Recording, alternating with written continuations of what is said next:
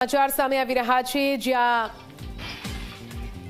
કોલકાતામાં strong room બહાર ભારે હોબાળો મચ્યો છે। પશ્ચિમ બંગાળમાં જ્યાં ઇલેક્શનનું મતદાન થઈ ચૂક્યું છે ત્યારે એક સ્ટ્રોંગ રૂમની બહાર હોબાળો મચ્યો હોવાની વિગતો ટીએમસી કાર્યકરો અને પોલીસ વચ્ચે થઈ છે બબાલ। દુર્ગાપુર સ્ટ્રોંગ રૂમ પહોંચી છે મમતા બેનર્જી।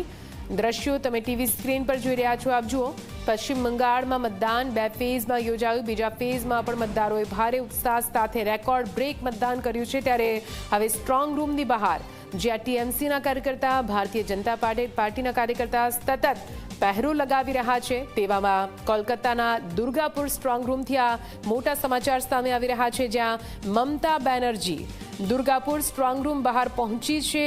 સ્ટ્રોંગ રૂમની બહાર ધરણા પર બેઠા છે ટીએમસીના કાર્યકર્તાઓ। પોલીસ અને ટીએમસીના કાર્યકર્તાઓ વચ્ચે હોબાળો મચ્યો છે। સ્ટ્રોંગ રૂમ બહાર ધરણા પર બેઠા છે ટીએમસીના કાર્યકર। આખરે શું કોઈ મુદ્દો રહ્યો, કેમ હોબાળો થયો, કેમ ધરણા પર બેઠા છે તેને લઈને હાલ તો જેમ વિગતો સામે આવી રહી છે આપને જણાવી રહ્યા છે। આ દ્રશ્યો આપ જુઓ કેવી રીતે પોલીસ અને ટીએમસીના કાર્યકર્તાઓ વચ્ચે ઘર્ષણ થયું છે।